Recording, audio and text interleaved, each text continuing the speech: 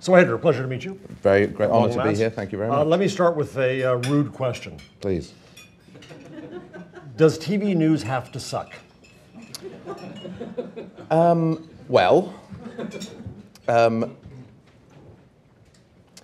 I think there's nothing wrong with news as entertainment. So I don't think we should be too sniffy about that. You know, I think that there are lots of ways that people find out what's going on in the world, and I think if we on the supplier end get too earnest about you know, the eating your vegetables side of news, then I don't think we are actually fulfilling our societal purpose. And that, so, you know, I think if that's what you mean by TV news sucking, then, as I say, I think one can find one can find another way to look at it. But I think there is I think the issue for TV news is a slightly different one, which I think has resulted in some of the characteristics that you're I think alluding to there, and it's because a lot of the role that TV news has traditionally done is now being done in other ways, and therefore I think it's more a question about relevance rather than anything else. So, as I say, the fun side of TV news or the entertainment side of TV news, I actually rather like, I think. So let me now ask it nicely. Please. How could TV news be better? So, I think the challenge for TV news is that, I suspect for all of us, the idea that you are going to have a 9 o'clock appointment on your sofa with a box on the wall, and that for the next 30 minutes you're going to watch the thing that somebody has said you need to watch. I just don't think that fits the way we are in the world today. And the idea that the chances are that at that moment it's going to have told you something that you didn't necessarily know had happened in the world, I think that's problematic.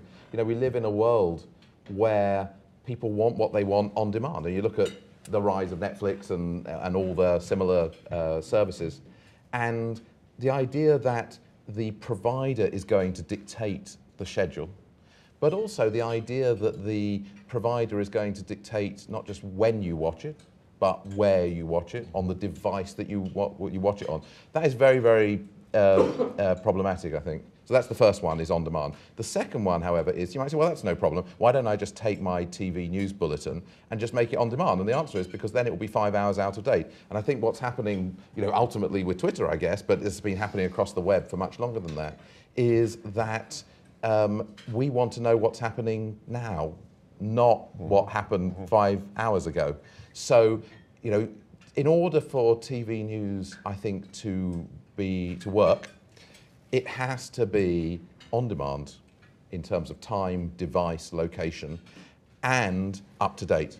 I think those are the two critical ones. There are various other things it needs to be, which is about perhaps a little more personalised than it has been. But I think the fundamental things are on demand and up to date. Right. Well, I want you to talk about the new service in 1 second. But I think the points you hit on hit some of the weaknesses of TV news as an industry were necessities of the business model. Right? Having to fill a clock 24 hours means that no, you don't know where the jet is, but you're going to keep saying that over and over and over again.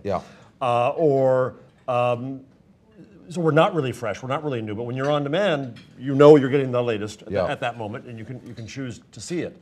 Also, the mass media, you have to treat everyone the same. And so why don't you outline November 10th, I think, your... I think just before I do that, I think there is a difference, though, between the news bulletin and 24-hour news. In a way, 24-hour news was the first solution to up-to-date and on-demand, because it's always kind of up-to-date, and it's on-demand in the sense that you get it that moment that you get it, as long as you're happy to be talking about whatever it is that they want to be talking about at that moment. I just think that it's getting to the end of its useful life in terms of in the way it's been provided historically. So what we've been thinking about is, okay, how can you solve that problem of TV news on demand and up to date? And, I spent a long time at The Economist, and one of the things I recognized from there was that there is huge value in curation. Yes, high quality editorial is essential, but one shouldn't underestimate the power of curation. So what's happened in web video is it's become a series of gobbets, web gobbets, and assuming that you then aggregate it how you want to aggregate it. And there's very little editorial curation putting together the news program. And we believe there's still huge value in the curated editorial news bulletin if you could solve on demand and up to date. So what we're doing is doing exactly that. So what we have, I mean, Reuters, I'm sure everyone in this room knows Reuters, but we have hundreds of TV news crews all around the world, thousands of correspondents. And what we do, what we've started to do in our pilots and we'll be launching in November and releasing to the public in January, is filling a bucket, if you like, with wonderful quality, on-the-ground video news reporting. And then we will use a powerful algorithm to construct an up-to-date news bulletin at the moment that you want it. So that it will, and using some very, very elegant technology, we will then be able to curate that in a way that doesn't look like a sort of a series of videos, that will absolutely feel like a human-produced TV news program. So a show. A new show. But you will pick as the individual, for instance, how long you have. So if you've got 10 minutes, we'll give you a 10-minute show. If you've got 20 minutes, we'll give you a 20-minute show. And that doesn't mean that if we give you a 10-minute show, we'll give you half the stories of a 20-minute show. We will actually have recut all the pieces so that you will get a kind of a shorter version of each story. And what you will get is something that's relevant to where you are geographically, something that's absolutely up to date for the moment that you press the button, because the great thing about Reuters is it is a breaking news organization. So, we can get stuff on air actually quicker probably than any other organization in the world. And we will then curate that for you. It will be relevant, as I say, to your location, absolutely up to date. And over time, as we learn what you're interested in, we'll still do a little bit of making you eat your greens. It won't be that if you always swipe over, for instance. So what you'll be able to do, because it only appears to be a curated program, is if you don't like a particular segment, you can just swipe through it, even though you don't. It kind of will play as a single program. And so what we will be able to do is to learn what you're interested in and what you're not interested in, and in subtle ways begin to make the program even more relevant to you as an individual, as well as your geography and as well as the time. So that's one of the services that we'll be providing. The other one, however, is that I think there are a lot of people today, perhaps less in this room than in the wider public, who actually don't want to be intermediated by a news organization. And so what we're also providing is a live feed service. And what you'll be able to do is just drop in on the major news events of the day. So that rather than, you will actually be able to drop in on the protests in Hong Kong. You'll be able to drop in on Obama's speech. You'll be able to drop in on the what's going on in Ukraine. A single live feed or multiple live feeds, and you pick the one you want. And then using proprietary technology, we then are clustering the Twitter conversations that are going on about that. We as media owners often think that we have to kind of own the conversation and we are the convening power of the conversation. Right. But actually there's a huge conversation going on out there. And if you can actually bring the conversation to, rather than thinking you have to be the source of the conversation, but then give people a way of participating in the conversation from where they are, we believe that will be enormously powerful. So you will have people in those events who are tweeting. You might say, well, isn't that obvious? Isn't that just a hashtag? But actually you need quite complicated technology, because we want to be able to do that potentially before the hashtag has been identified. And actually, if you think about Twitter, it's inherently disorganized. So somehow you have to use very sophisticated technology, and one of the great advantages of working for a powerful organisations like Thomson Reuters is we've got a huge R&D department that is actually working on proprietary clustering technology for Twitter that we use for all sorts of other things across Thomson Reuters, but we'll be using it in here to be able to bring the Twitter conversation relevant to whatever it is that you're looking at through live feeds, and then people will be able to participate. And I happen to have some friends among your employees at Reuters, and I understand you're also looking, obviously, important for us in news, at trying to get some level of verification, authority. Correct. You know, so you're going to look for the better witnesses. Correct. Right. I mean, you know, that's stemming from something slightly different. It's quite interesting. You know, we most of the work that's done on Twitter is around sentiment analysis. So it's about what people are talking about and are they saying nice things or nasty things. That's basically how most Twitter analysis is thought about. We believe that there's a huge opportunity for an organization like ours actually to think about truth. You know, there was a Reuters started the company 150 years ago, and there was a film made about him in the 1940s, starring Edward G. Robinson, rather curiously, as Reuters. And was he a scary guy? He wasn't scary. I mean, he wasn't scary. Actually, it was one of his softer roles, and actually, he comes across rather sympathetically, actually. But in the opening credits of this film, which I encourage you, it's called A Dispatch from Reuters. So you probably sometimes see it on TMZ, and you know. So I would encourage you to get the chance to have a look. But in the opening credits, it talks about what Reuters stands for, and it says that Reuters was founded in the principles of speed and truth. And Reuters is still fun. It's about other things as well, but speed and truth still captures a big part of what we do. And Twitter absolutely does speed, but we believe there's still an opportunity to think about truth. So and thinking about actually, in terms of Twitter verification, the way we think about it is you've got the fire hose, millions and millions of tweets an hour actually, and then what you have to do is first of all to cluster them around events. So, what tweets are actually about the same thing, even before a hashtag is developed. Then you have to decide whether or not that cluster actually is about an event. So is it actually a cluster about something that's happening?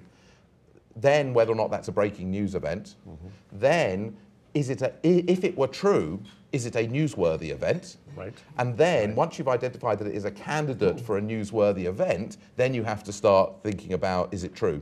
And we have some wonderful technologists working on And the beauty of that is that you go through that entire process knowing Reuters in probably about 3 milliseconds, and it's all before you have a TV crew on the scene. Correct. Absolutely or a right. reporter on the scene. Absolutely right. So you can use that obviously and we'll make that available to our media clients as a way of them identifying what stories might be breaking. Right. It's relevant to our financial clients about whether or not there's a market-moving event happening.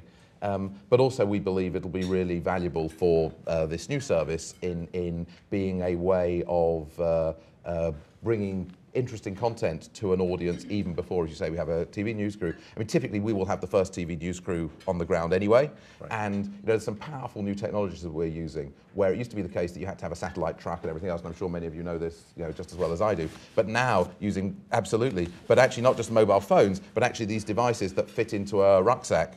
You have effectively 6, 8, 12 mobile phone connections that actually allow you to broadcast high definition, real time from the scene. And that is transforming the flexibility with which we can report the news all over the world. And frankly, transforming the economics. Because it's a lot cheaper to carry one of those around than to have to book a satellite track, never mind the flexibility that it brings. So all of that is really leading to the fact that we can begin to develop, we believe, fantastic new services like Reuters TV. And services that we can provide our media and other clients as well. So, I want to go back to the TV Please. New product, because I think what excites me is you're potentially changing the architecture and presumptions of television as a form, television news as a form, right? Let's tear that apart for a second. First, I keep concentrating on the 20, filling the clock. Yeah. Because and filling the clock with a competitor who's filling the same clock, so you worry you've got to have the same story, and that's why you repeat the same thing over and over again and loop the same video. Yeah.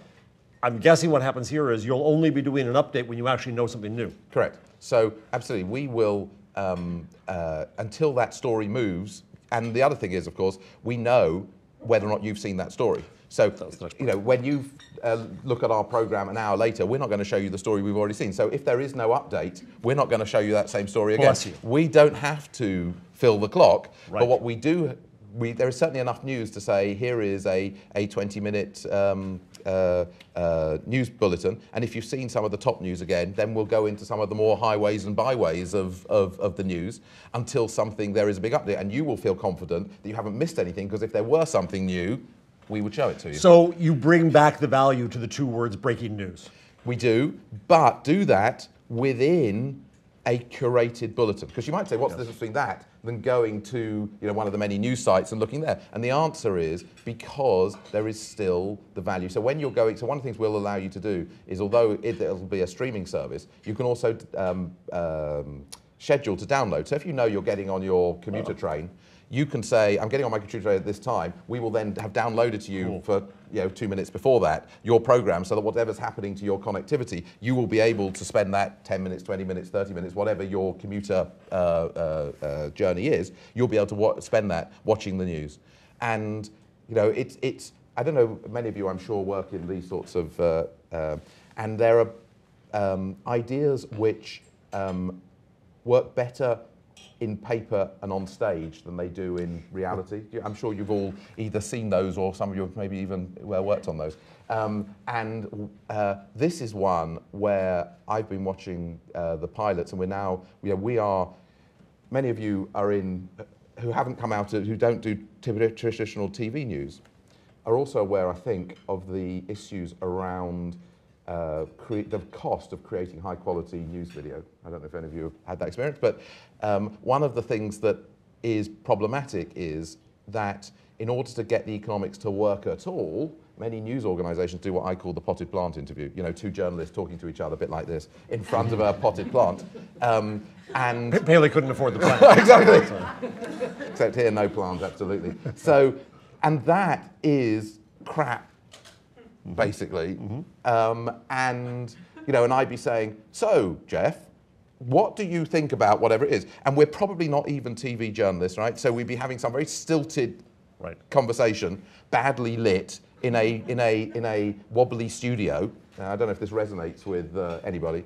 And the reason why that is the case is because those organisations don't have the skills, but also just the cost of doing it properly is just too great. I think that the genius of Roger Ailes was the economic genius of realizing that chat was cheaper and more compelling. Absolutely. At the same time. So but if you look at the cost of chat, right? Yes. That's still pretty expensive, and it's completely studio-based. Yes. So what we will be doing is probably, if you think about what an organisation like the New York Times, which is probably one of the leaders of kind of non-traditional TV news in the video news market, how many minutes of video is it producing a day? I don't know, 10, maybe it's doing an hour a week, and of that, it's still going to be talking about great successes of a year ago, whereas rather than stuff it does every day. We will be producing probably 150 minutes of on-the-ground, high-quality news reporting every day. Are you killing the anchor? Yes. There is no anchor, but what there is a voice, and in two senses. But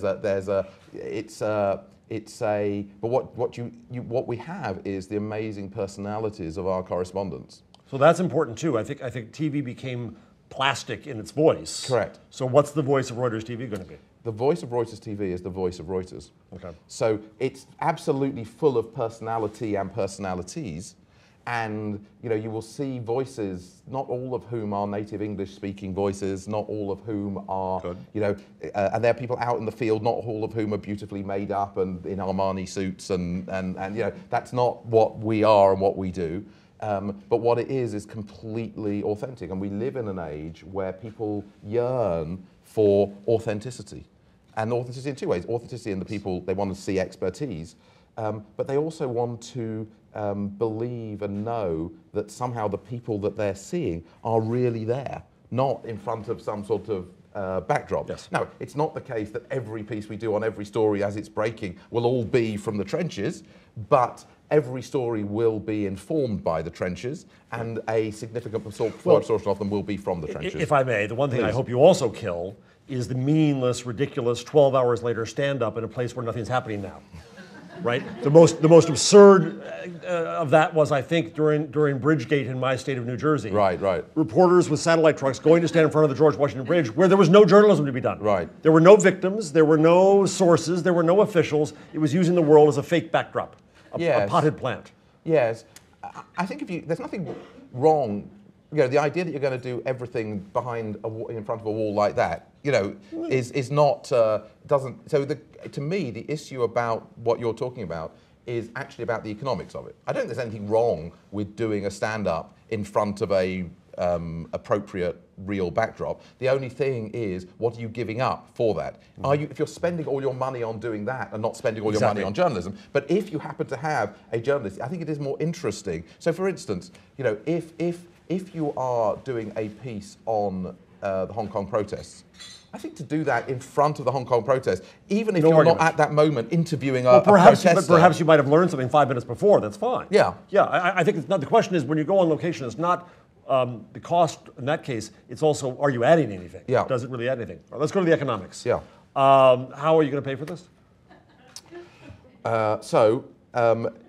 They have two sources of revenue. One is subscription, and the second is advertising. So it's a very traditional sort of model. And the reason why the economics work, though, is, and I think one of the reasons why, you know, we were talking just before, some of us, about the travails of the newspaper industry. And one thing about the newspaper industry is that the disruptors of the newspaper industry have incredibly low barriers to entry, and that's really the thing that's, you know, disrupted the newspaper industry. The thing that's protected TV is that the barriers to entry remain incredibly high for high-class programming. And it's still the case that, you know, if you were starting up something with the ambition that we have, you would probably be looking at $5,000 to $6,000 per finished minute of programming. And $5,000 to $6,000 per finished minute means that you have to be able to aggregate, you know, all the things you're talking about, a big audience, monolithic audience that you can sell advertising at actually quite high CPMs against, and that doesn't suit the kind of model that we've been talking about. Our goal is to get the, I mean, we already spend hundreds of millions, so we start with that. Right. And we're a profitable company doing that, but the incremental cost of doing what we're doing, we are targeting $100 per finished minute of programming. Wow. And therefore... $100 incremental to the cost you already have. Correct, which is not, I can assure you, $100. But that's what makes it possible for us. So I don't have an I was talking before about the thing about strategies for news organizations in today's world is, by and large, I think a good strategy has to be one that probably only you can do, that only makes sense for you. The idea there is that there is a generic solution. You know, everyone runs around, and I don't know whether the New York Times is going to succeed in its model, but the idea that people are saying maybe we should adopt the New York Times model is just silly to me, because there's only one New York Times. I don't know, we should go and adopt the FT model, or we should go and adopt the CNN model. Well, that's just silly, because, you know, they are unique organizations. Reuters is a unique organization, right. So we are able, if we can hit that, as I say, we're not quite down to $100, but we're certainly sub $200 at the moment, and I think we will get it to $100. If we can do that, then, you know, your initial, I'm sure, skepticism that says, is subscription and advertising really going to work? Well, actually, when you're looking at $100 per minute, and you say, okay, I've got to get back for every minute of programming that I produce and serve to, you know, tens of thousands, hundreds of thousands of people, whatever it turns out to be, can I get $100? Can I get $110 back? Can I get $130 back and get a 30% margin? That, I hope, you know, doesn't sound quite as ridiculous as it is if you're looking at the $10,000 a minute. How much are you charging consumers, and why charge consumers? So we will be charging, we haven't quite finalized the charging, but it'll be something like $2.50 a month. So it's a, you know, it's a relatively... Why even put up that speed bump? Well, a few reasons. First of all, because I believe that if you create value for somebody, you can and should extract that value. I think that, you know, I always used to find at The Economist that, you know, I go back a long, long way in the web. I started developing websites before I'd ever logged onto the internet, in fact, so that's a bit embarrassing to admit. But back in the mid-90s, and when I got serious about it, I worked at The Economist, where we always had paid site. and people would come to me and say, the future's all about advertising. And I would say, now advertising is really, really important, but subscription is important too. And then the world completely swung, and everyone came and said, I don't understand why you carry advertising. You know, why don't you just make it all subscription? Well, subscription is really important. But actually, you know, advertising, and I don't think there is any, I'm sure you'll give me an alternative, but in the news world, I'm not sure there is an example of a highly successful, dedicated news creation organization that doesn't have a mixed model.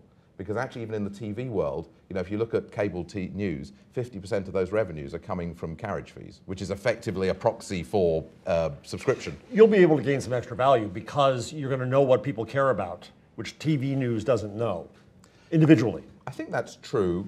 You know, I think one of the things, in terms of get value, you mean from the advertiser, because we know? Yeah. I think so. I mean, I think one of the challenges... And engagement, and loyalty, and return, because you're more relevant. All true. I think the question, though, is that if anything that turns into a web advertising model, you know, the fact is that today you can buy all those things that you just said for, you know, a cent, 1,000 impressions. You know, and it's very hard to run a profitable business on that. So to me, it's about whether or not you can win the TV money at kind of TV CPMs in terms of the advertising. I don't think our economics absolutely require that. I think we could probably run at a web model. I believe we offer something more than that. But I think it's very much about saying, actually, advertisers recognize the huge value of the 30-second spot, the 15-second spot. Why? Because it is emotional and engaging and everything else. They recognize that you run that in a box on a website, and all the 90% of the emotional value that they get from that disappears. We believe that by having a curated program, we can actually create a TV-like advertising experience, but actually a more interactive one than TV. And that is where we think we will get the greater value, is actually by the integration of the advertising into the TV experience. I mean, you shared with me your new book, which thank you for that, and well worth a read. When's it being published? Oh, 2 weeks. Well worth a read. Thank you. And one of the things you said in it, which I was struck by, was that there are various people who are trying to reinvent TV news, who are embarrassed or trying to move away from the term TV. We're doing exactly the opposite. We absolutely talk about this as TV, not as web, not as, because we are absolutely trying to create a TV-like experience, because they're the downsides of a TV experience, but the kind of immersive, high-quality, lean-back experience of TV, we believe, is still hugely valuable for people, so that's what we want to continue to And I think the timing is right. We're going to come to the room as soon as I get the signal. The timing is right. It is indeed 20 years ago this month when the commercial browser, Netscape, was released to the public, the beginnings of the commercial web. And we in print, you formerly in print, are still trying to figure it out. But you're right, TV said, that's not our problem, we're doing well, and people can't invade. Now that's not the case. Now there are more invaders. There's Vice, there's Al Jazeera Plus, there's Al Jazeera, there's Fusion, and so on, and HuffPo for that matter. The other thing that's happening is the young audience is going away. Pew, we did an event in Reinventing TV News at CUNY a month ago, and we got Pew numbers, and Pew said between 2006 and 2012, in 6 years, the 18 to 29 audience that watched TV news yesterday had gone from 48% to 33% in just 6 years. So the future is disappearing quickly, and they're not hooked up to TV and all kinds of things. So it seems to be the right time to reinvent television. Absolutely. What do you think about the fate of the industry as a whole? So, you know, I'm a European, and I think there's, you often see it with the European Union, that people underestimate the power of muddling through, and, and the attractiveness of muddling through. And coming out of the newspaper industry, you know, I think you'd be amazed how long an industry can muddle through. What's interesting about the TV industry is, because of the barriers to entry, TV news industry, is it's much more consolidated into a few big players. And I think the thing that will be problematic is they will have to address their cost base in a way that they haven't done to date. with my other hats on at Reuters, I believe we have a big part to play in helping them to do that. The kind of the feeling that you have to do everything yourself. One of the great advantages that we bring, I think, is we can help organisations to do what they do, perhaps even better, and do it cheaper. But I suspect that they will wake up to that. At the moment, if you just take in the US, Fox News, CNN, CNBC, that's probably, some of you will know better than I, but that's probably $4 billion of revenue, of which about half is advertising and half is carriage fees. They are reasonably margined businesses, but that money can go pretty quickly. So I think that the fate of that sort of end of the industry is going to be dependent upon the ability to reinvent the economics of supply. And I think what we're doing is pioneering some of that stuff, I hope. And I hope that what the industry will do is wake up to the need fundamentally to come up with new ways of creating compelling programming at a fundamentally different cost point. What do you think of Vice? I think it's tremendous. I think that it's very easy for old farts like us to be dismissive of it, but it is doing good work, serious work that compels. Yeah. It compels young people. Correct. What it doesn't do particularly is breaking news, because it doesn't have a solution to breaking news, TV news. It has a solution to feature news, but it doesn't have a solution to breaking news. And people want, one of the things, this came as a surprise to me really, particularly, and I guess this is slightly my economist prejudice, I have never really thought that, certainly in a professional setting, but to a certain extent also to a news junkie, that video would be an incredibly important way of people consuming the news, and that they'd say, well, fine, it's much more efficient to read it in print and watch the odd video and look at some pictures if you want to. But actually that's turning out not to be the case. That video is absolutely where things are growing. Yes. It's also the most commercially viable. Yep. It's mobile, but it's also where advertisers want to be. The trouble is that doing what we're trying, I'm not saying we have the only solution to this, but I believe that you have to find a solution. What TV news has to do is find a solution to breaking news on video. Good point. And that's what we're trying to do. I don't believe we have the only, but I believe that it's really important that the industry innovates. We hope that we're helping the industry by doing that innovation. We also hope by finding other sources of revenue that we can keep the cost down for our clients, and that helps them in these other ways. So I hope what we're doing will be of huge benefit to the TV news industry. So questions, arguments, pronouncements? Scott. What does being wire service and providing services to third parties everywhere, which is what gave you that huge mass, versus creating your own brand, in effect, in competition with your customers? How does that fit? I think it's a really good question. As I say, I don't consider it competition for a couple of reasons. First of all, the world is a very fragmented, noisy place today, and what I think one needs to do is to, first of all, innovate, be a leader, and I think that helps the industry as a whole, helps our clients. Secondly, I do believe that because our clients are under such cost pressure, because of their revenues, that the more we can do to defer our costs in other ways allows us to hold down the cost of the services that we provide. So I think that's the second thing. And the third thing is that in various versions of this service that we're providing, so for instance, I talked about the live feeds, we make those live feeds available to our clients so that they can run live feeds of the world's events through their websites. We will be making versions of this program available to our clients. One of the great things about Reuters is that it's an ingredient brand. You know, people think famously of sort of Intel as an ingredient brand. Most news, well, why would I want this news organization next to my news organization? Well, nobody has that problem with Reuters. Every news organization in the world is happy to have Reuters as an ingredient of their own. So I don't think we are inherently a competitive organization. I think we're absolutely a complementary or supporting organization. Could I subscribe to your show through The Guardian or? So actually what we're looking at is making our show available for free to The Guardian, to be honest.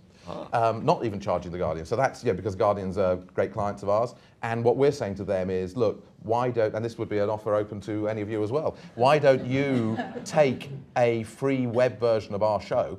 You take all the advertising that runs for that, you sell it all yourself, you keep all the money, none of this revenue share complexity. All that we're asking is we'll run a subscription ad in the middle of the program for our mobile Reuters service. So, that's another example of how we can use this, actually, because what our clients coming to us and saying is, please, please, please, we need more high-quality web video, because that's what we can sell $40 CPMs rather than, $4 CPMs against. So, I believe it's absolutely supported. What's not to love? Yeah.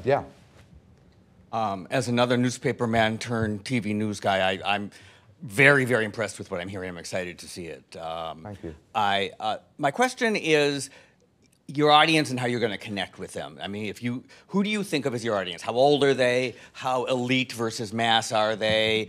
And then how do you connect with them? I mean, I think a lot of people at Reuters would say that it's the best undiscovered news service in the U.S. It has not, for the quality of the product and the availability, it hasn't necessarily connected to as wide an audience as it may deserve. How do you do that, particularly if you're going to have a low personality, no anchor type structure? What's your sense about how you build whatever it is the market that you're trying to build? Yeah, so I think it's a great question. And first of all, one of the great advantages coming from the background that I do is that I recognize that as great as a brand is, that one needs to build that brand, and secondly, that you build a news business of the type that we're trying to build here, you build it a customer at a time. So, the idea, the Al Jazeera idea that says, I'm just going to do this amazing programming and everyone will come and watch it, the world doesn't work that way. So actually, at a very mundane level, but a very important level, we will have a very significant direct marketing campaign that will absolutely be about acquiring customers one at a time. We'll also be using a full range of marketing techniques beyond direct marketing around brand and PR and various other things to introduce people to what we're doing. It's always hard when you are sort of creating a category. So I think time will tell how successful we are. I hope we'll get on all right. But it won't be that straightforward, but we believe that, you talk about the age, we're looking at not a teenager audience particularly, we're looking at an audience a bit older than that, I guess. About a range? So I would think we are looking at probably 25 to 50, so, the people in this room, I would think are our target audience. You flatter us to think there's anyone here at 25. I know. Yes. So I think we're looking at that audience, and we are looking for people who love the news and are interested in international news. We will cover. We recognise with TV news, you need to cover local, domestic issues as well. But you will know when you're with Reuters that you're talking about international matters as well. Next. You're talking about all the technology that will go into figuring out which pieces to put in front of which user, and I wonder, in the advertising world that the ecosystem you're going to create, is the similar technology going to be used to place those ads, or how will you be? So to a certain extent, yes. Clearly, we need to build enough scale to be able to get to that point, and I think one of the reasons why it also suits us to talk about it as TV is because our proposition is not about a web sort of targeting your area. So we will be very much more thinking about partnering at a more sort of sponsorship level, much tighter integration. So, when we are incredibly successful and there are millions and millions of people, then we can have that conversation. But at the levels at which I envisage us being for the next months and maybe a year or more, I don't think that's where we'll be. But I think the FT is going to start selling attention minutes to specific groups of people with Chartbeat. I think you have a great opportunity to say, we know that CEOs watch the show for N minutes. It's possible. The fact is, though, that if you're Google, you have the volume that you can tell that story. The trouble is that the premium that you get for targeting does not compensate for the wastage that it creates. Got it. So, you know, at that scale. At that, unless you have scale. Yeah, yeah. Are you thinking about your curation identity? As you know, here in the United States anyway, there's some notion that MSNBC and Fox, as curators of news, seem to have a very different perspective that seems to hold an audience that wants to hear what they want to hear. So as you're looking to curate, is there some thought as to what that identity would be? Yeah, so it's very much a Reuters voice. Yeah, Reuters is an organization that believes fundamentally in lack of bias, in neutrality, but lack of bias and neutrality doesn't need to mean bland and boring. And one can be engaging, actually a little bit provocative, certainly thought-provoking, without being biased. It's also the case that we are just not in the business of telling people what they want to hear. And what we do is tell the news. And we believe that there is, I'm not saying that this is for 220 million Americans. I'm not saying that this is going to be, of the people who do watch this, that there's going to be the only thing they ever watch. I'm not saying any of that. But what we will be providing is, incredibly high quality news reporting about what's going on in the world and going on in the US. And we believe that that done engagingly is a powerful proposition. And we start from that, not from some sort of echo chamber. Well, if this had been television, we would have had a hard out and been cut off 5 minutes ago. Yeah. But as is, we went over. But I thank you very much, Andrew. Thank you, Jeff. I really appreciate it very much.